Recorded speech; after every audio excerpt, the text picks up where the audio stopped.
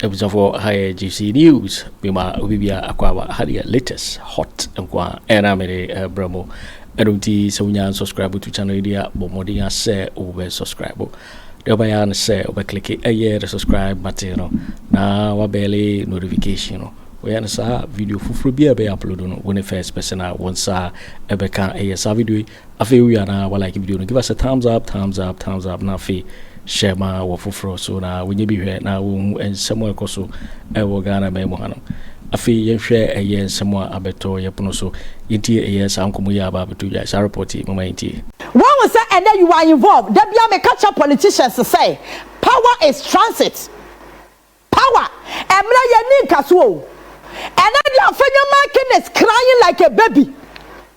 Afenyo Markin soon no dem ma say young Ghana for young kabi mano because at the end of the year post ni bi abono hey Afenyo wo ka somewhere yan tra eya bie empuma bi to ho kakra na emu ye din a wanya ba bi ahwira pie wo ade na ade police ni no and na we release no wan tro wom yay Chana with the abana ye kind no. Adena police ni na born asum no. Adena no one children woman say, Opia no me born asum. Nanka why you fair to young Ghana for na ye kind will let no. But you see, what can somebody to say the post in your born post in one year body o. Eya wona wadwen was say we ni pacha police ni ntino. Wadwen was say police ni de mra ye adwuma. Nya dia wo de mra de be ye adwuma. The monocra wamo ye no. Does it even worth it? And for so was so na.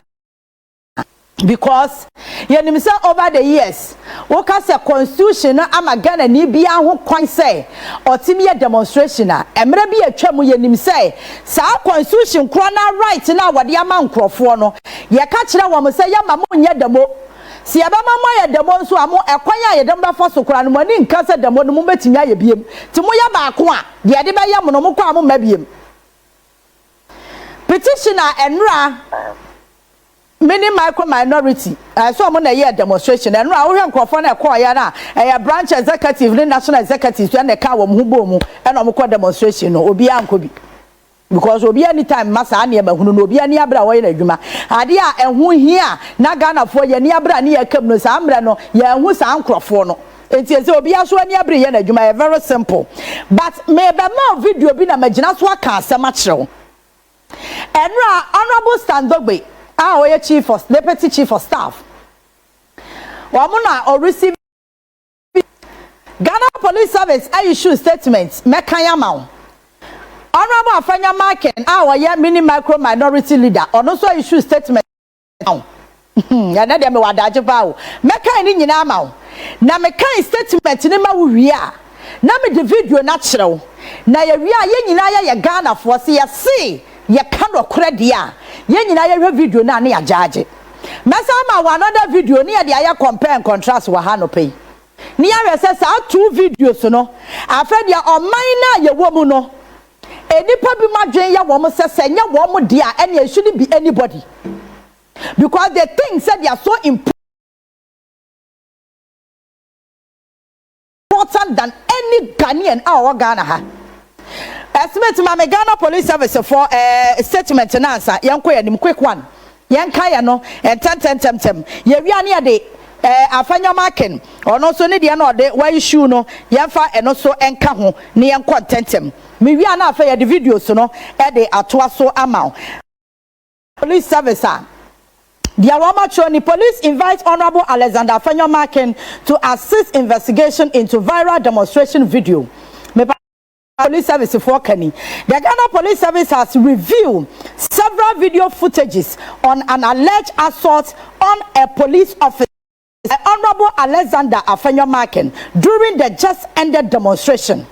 Following the review, the service has written to the Right Honorable Speaker of Parliament requesting the release of Honorable Alexander Afenyo Markin to assist ongoing investigations into the alleged incident. The officer in question will also be assisting the investigations. Ghana Police Service krata wamo ede eba abonten.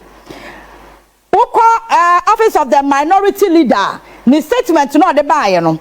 Mekai just 1, 2, 3, 4, the first 5 paragraphs, and the amount. Now for the akano, me the tosua wabeti me akan ewofie. Where incident at Parliament House during the Save the Judiciary demonstration. Maybe emuna metimi akaniya mo hu de wom. I write to strongly condemn the reprehensible and disgraceful acts of violence perpetrated against me by a uniformed police officer, Constable Forson, at the entrance of Parliament House during today's peaceful and highly successful Save the Judiciary demonstration. As the leader of the demonstration, I led the protesters, together with the leadership of the other political parties, to Parliament, one of the designated stops on our route to formally present our petition earlier. We had delivered copies to the Supreme Court, and from Parliament, we were to proceed to the Jubilee House. Upon our arrival at Parliament House, the national organizer and other party leaders had already been granted access. The Deputy Minority Leader, Honorable Patricia Apiaje, and I were then invited by the party's communication director, Mr. Richard Anyagba, to proceed and join them. As I approached the barricade, without any provocation, a uniformed police officer stationed behind the barricade, Constable Forson, a tall, fair, heavily built officer, deliberately strike the left side of my chest with the full force of his right palm, directly near my heart. The impact of the hit dazed me, and I was visibly shaking and short of breath. In that moment, I spontaneously protested his conduct, asking why he would seek to harm me. The inspector who was facilitating my access, along with other officers, quickly intervened and assisted me into the restricted area, where I had to lean against the wall at the entrance of Parliament House to prevent myself from collapsing. A national service personnel from Parliament, whom I know, approached and offered me water. 2 CID officers from Parliament also came to check on me and assisted me to a nearby security restroom, where I lay down on a bench to stabilize. Pacho other one akano yade ato so nti obetimi akan. But statement where ya Honorable Alexander Afenyo Markin the abano, there's last line or last paragraph na me kan ma wo no me pasi ya sha ade bi wo ho. Or say a national service personnel from Parliament wa moni pakurodi, whom I know approached and offered me water. National personnel no adoboni di enye, because you were able to mention the police officer wa no ne wusu no nya asam no bo ni din. Other national service personnel ni de wo bo ni din. 2 CID officers from Parliament also came to check on me. Onu so Afenyo Markin am omudi. Etia bia no wa chichire gu na bosuo mu okwa police for no anu asanim na bia abobo bia chira ma police far from for investigation. But quick one, space for video no to so ne contentem. For video no to so ne contentem. So Afenyo Markin statement you the buy. Where my culture say when is uncle funny delay was say we smart, was say we very intelligent.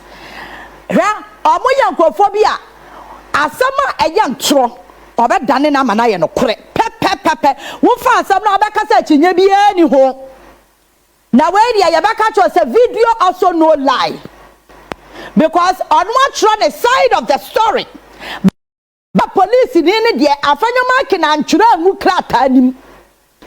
That is where my concern is. Dia wo di ya police ni no one try wa krata and answer we statement we release here no one try wo. Now, Near Ghana for who are who claim to see you know, and on a war try to tarnish the image of the police officer. This is a member of parliament. This is somebody I didn't come so I'm question Ghana. Share the attitude.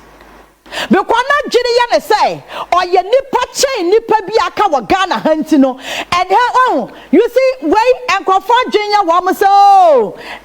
Ya de be yankrofobi mrebi atwam Afenyo Markin hu fum so bia wo ho. One will say and then you are involved. There be a catch up politicians to say power is transit. Power. Emra ye ni kaso. And then the Afenyo Markin is crying like a baby. Afenyo Markin soon anu dem ma say young Ghana for young kabi mano because at the end of this year post ni bia bono. Hey, Afenyo. Hey, Afenyo. Who can somewhere young tra? Eya bie empuma bi to ho kakra na emu ye dinya wanya ba bia hwirapie. Wo wa ade na ade police ni no. Ade na we release no wan tro wom. Yay.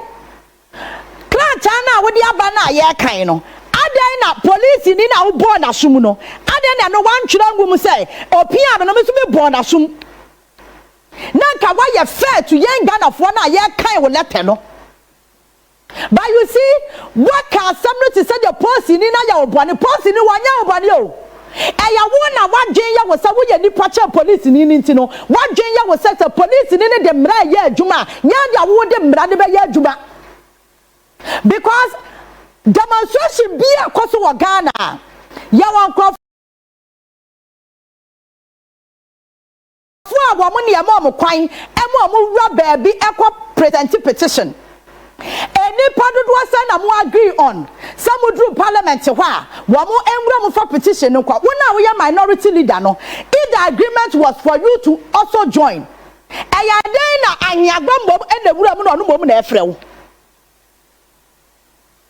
Men can't say police in any boa or you're right.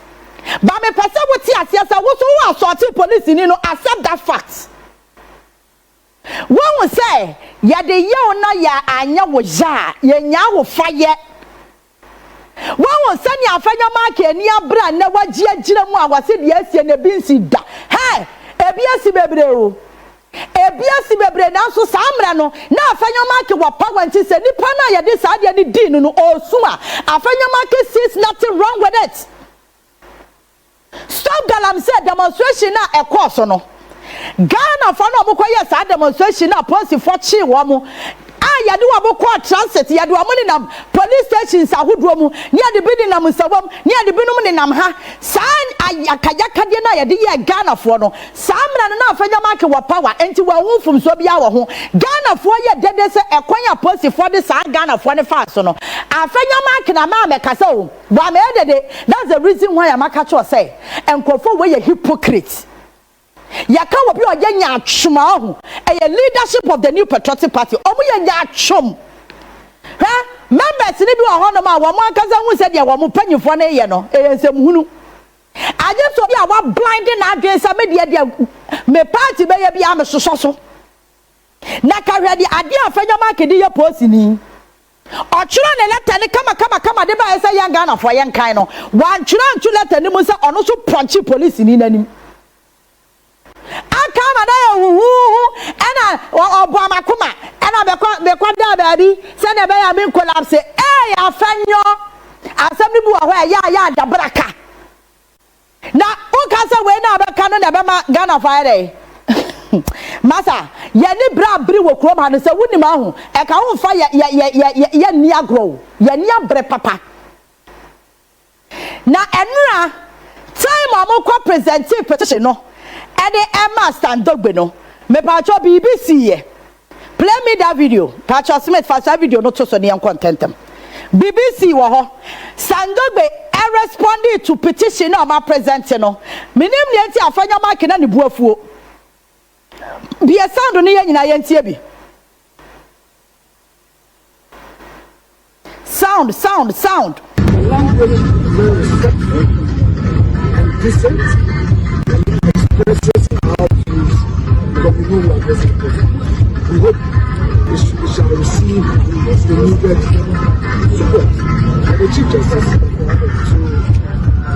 to go back to our office and do our work. Thank you so much.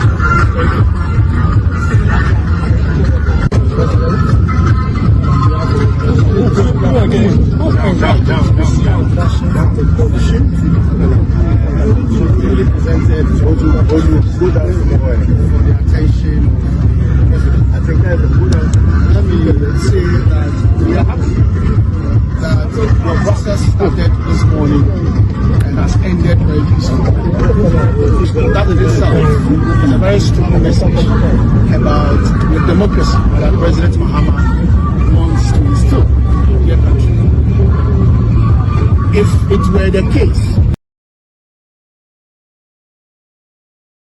like this over the past 8 years, I'm sure that the retaliatory politics that you talk about wouldn't have been the case.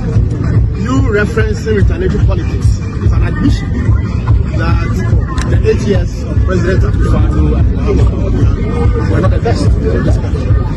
You can be assured, however, that President Mahamadu, as every Ghanaian knows, is not that politician. President Mahamadu does not believe in retaliatory politics. He's described as, too much father for all kind of president. Everybody knows that. Whatever actions that are being taken now, whatever decisions that are being taken now, as everybody knows, is in line with the provisions of our 1992 Constitution. Indeed, before President Akufo Addo left the presidency, he himself started a second process where issues were brought to him about the chief justice, fed them to the constitution. And that is what President Mahamadu has done. It is not about retaliating on something that was done by the previous administration against President Mahamadu or the NDC. So the process that is ongoing is constitutional, and I do believe that if the committee that has been set, completes its work, whatever decisions that they make, just as the Council of State's advice to the President was binding on him, it will be binding on him. I can assure you, and the people of Ghana, that. And Afenyo Markin buofu say Sandogbe response no the man na say wontene ho ase. Na many wo kran ka so be woti ase say wo response na no bu Sandogbe de ma wo na e cha petition no wa respond o. We enwo hia se ade kwatete president you or the president oni adaje because enra you see these people are good at shifting attention. Makacho said there are so many scandals. Na me no asano mekanma kai Ghana for say scandal be baby because you see sadia we ya wo ye no entibi ma ye remfi ECG container na nya tabanya tu no eno me sho honorable Afenyo Markin demonstration ya say ana nia bracha sa wo say ya kan adubu ahen na ono de wo man Ghana wade ye sika agro atopre obi a yama wadwuma se yama oman sika wasa ekọ abanya account mu no wo de personal account gisa sika no wo wi a wo sama wo ho contract na wo divert sika wa abanya account mu na de akọ wo private account mu sansabwe eno bu Afenyo Markin ni abri defend say ekwan a ye de adubu ahefa so wo court no na ne nye ho and that's the reason why all qualify for the save the judiciary na just no dia mu ye no mama na ba be si super pepper say ka Chief Justice Gertrude Torkonoo wo ho enka bi a atantire ni bi a wose ekoso no enya dia bekoso because say wadwa ubu ofu say adanti ena obi a osidan papa ne de ne nkwa be say 20 something years asomo man etu wasomo man no 20 something years unim say yakra ne ama opportunity Ghana ni ben wanya sa opportunity na adubu ahinu wanya bi no Ghana for no mo MPP for no ko mudi machi no mo ye chobo ye no emu dudu asa na mo appointment ye tse adubu ahin wasa de sa na appointment no nya ye na sa wi a wo man no ni ye kan wasam assistant the judiciary because ekwanya ye de papa ne nam so wo court no wani nye ho Afenyo. And you see, I'm developing tactics be. And you see, one mama go for Dani asam no chance omu si asam ni tirase eti fitianra wutie MPP fo nyina omo so police ni no na di kan bo Afenyo Markin deliberate o wama sheda oma yo omadwen say mayema asam no kwade maka twosam kofo we say wansuro omo a ohu wugini che si yakasa obi otimi din tro pa nkofo we wamo ye champions obetimi adin tro ma wugina ho a wadwen be yo say ye nokre na kaya no ne say na amen say obi a wabọ micro no ni ade nipa na ekwakoto a ekwan asam na wakoto wo say wo problem with it. Chasena sa wan kasa kra no wusuro say bia wuso dia wo ye ne do be kokot nti wow the whole thing doesn't make sense, so it doesn't even add up. Adana you see you container na fe de Afenyo Markin won kan wasem biem. There are so many questions that we need to ask. Enura omo sheda and this demonstration full way ebe the whole Ghana attention. Meanwhile, Enra, no President Mahamadu Bawumia bin da. Enra obi follow Jubilee House. Proceedings be who say, one more President Mahamadu can say we are my point here by 31st March. I was say we declare what's it. One more man, you know, what 4 months salary. This is something the bin that Akufo Addo will never do it. Bawumia will never do it. And one more by close of so I want file by close of today. Where you ready?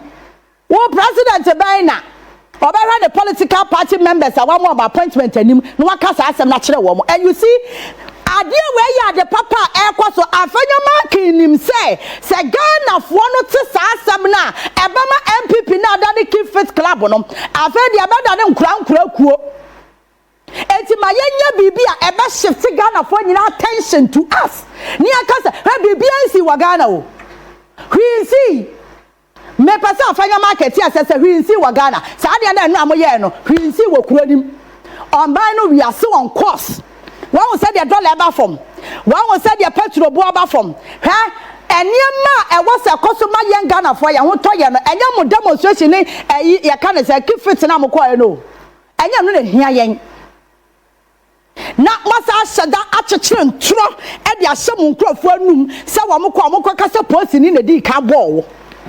Na wa police ni ya wagina ho ya na nya ntro na wo pese wo digu police ni ne so a video no lie video no wa ho ye nyina ye nim se na obi a police ni bo wo ma wakoma wo ntimi nya wo hore. You have the energy to even stand there and argue with the police officer after punching him. That be organ of fire analyze bibi o mo for sa video ne bra Afenyo Markin so police ni no na di ka bo no Emma chasa nye ni pon the be mu anko collapse ye.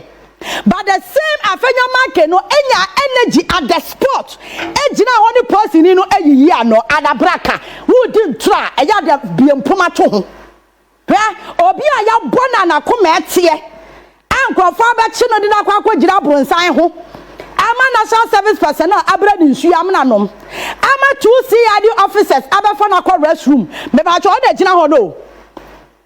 Me pa cho wey sa Afenyo Markin klemu say policy ni no na di kan bo no a me pa cho de course ye after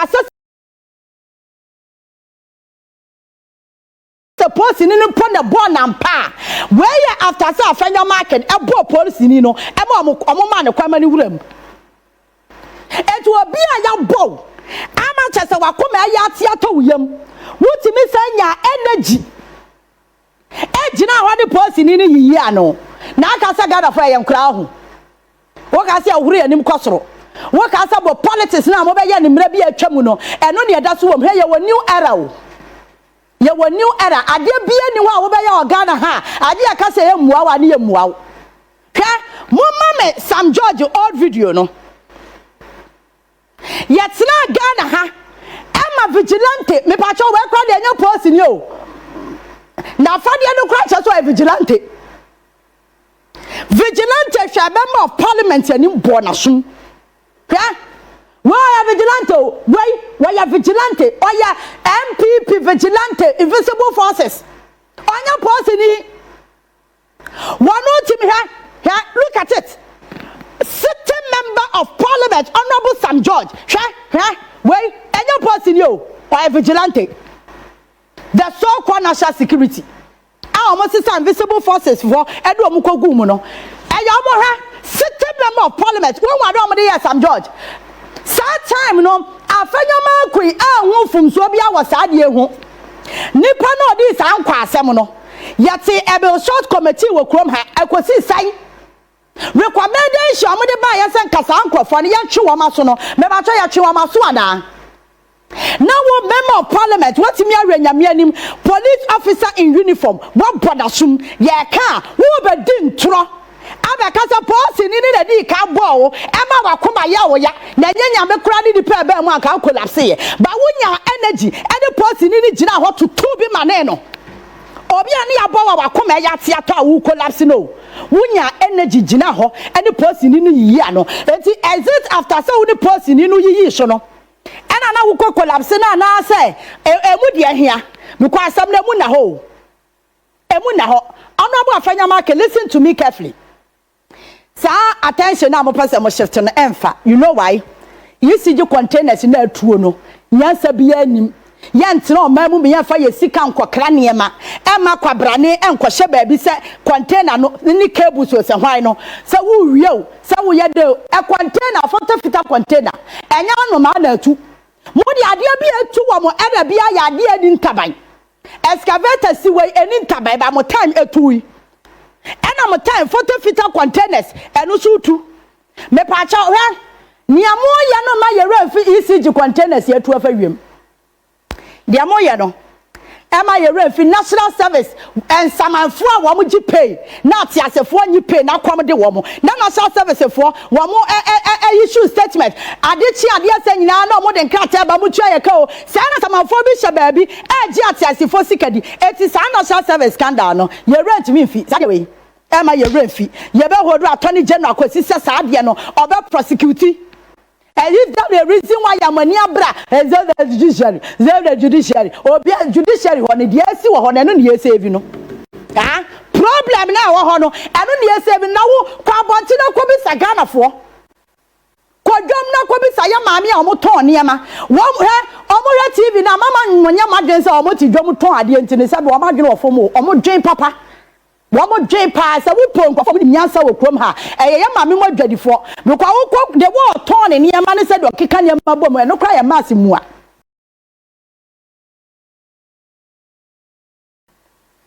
And to Mamma, your mother say, more ya, dear Biama Ghana phone will say, oh, Bibiancio.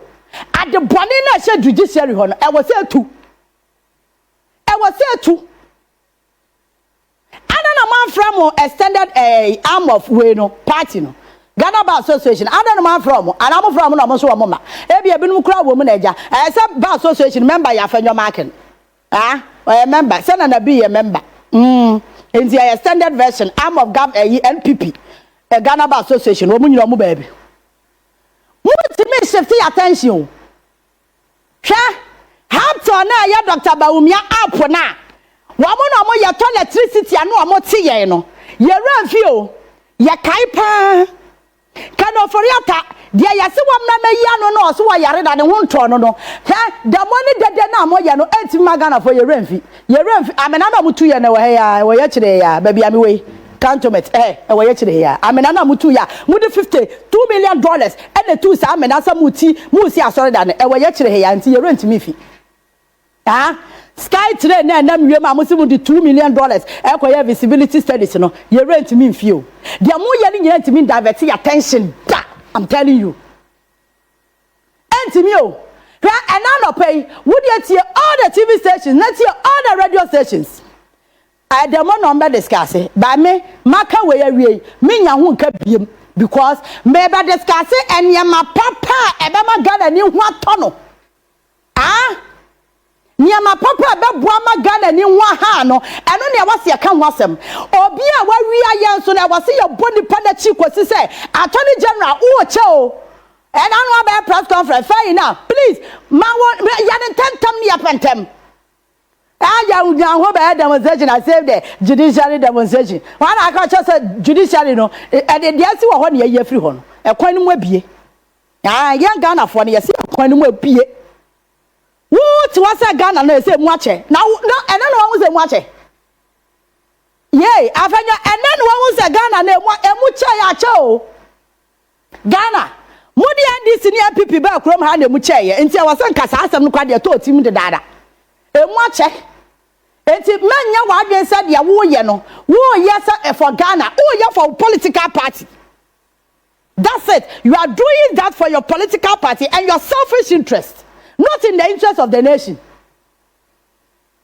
Dompreh de no oye Togo ni meboa. Charlotte say no e Burkina Faso meboa. High court judges na Akufo Addo pam wo mo no. Me ba cho no me Togolese. No mo nya Ghana fo. Etu wo mo nya 1992 constitution no ene didi wo mo. Shaje boss na Rami Loretta na President Mahama pam no. Sama me no appointing no. John Mahama Sana no ya president no. Ankofo bi petition no fa maame no. Ne niam bi oya wo sraje no. President Mahama ema omo de fa process na hu hia so pam maame no. Wan kasa NDC ne appointing sraje boss no. Opam no. So why is Afenyo Markin crying? The same 1992 constitution na mo di ye adwuma no. Say the same constitution na mo fight here na say eno kwa na maye hu say mo wa agenda. Eno na maye hu say mo de Chief Justice Gertrude Torkonoo etna ho purposely for something. Sananka sa asem no kwa ni ya adwunu mu a mo ma na ba ya adwunu because of mo ne ye ene mo kasa bi ya mo ka.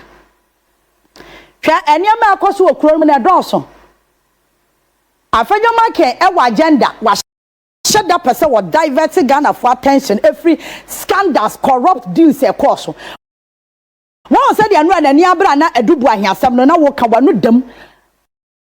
Amebo say video na then you see listen Afenyo Markin on your obi Ghana ho. Odwen ono ne ho. Ni ye nyina akira sa odwen wono ne ho. Even MPP no kra na ni abre no enya party no odwen ho. Odwen ono ni interest. If you don't know you are not serious. Yo, it is for winning a reporter abato yepono so meka say so when you subscribe to channel idea bomodi say over subscribe. Now wa like video no give us a thumbs up na fe share ma wo foforo so na we be hwe na wo hu ensemo ekoso e wo Ghana memo hanum. Oso betimi atchere wadwen afa eye semwe nyina ho e wo comment box ni mu mobati minka bi in my next video. Thanks for watching. Like and share the video. You can also drop your comment. Please don't forget to subscribe.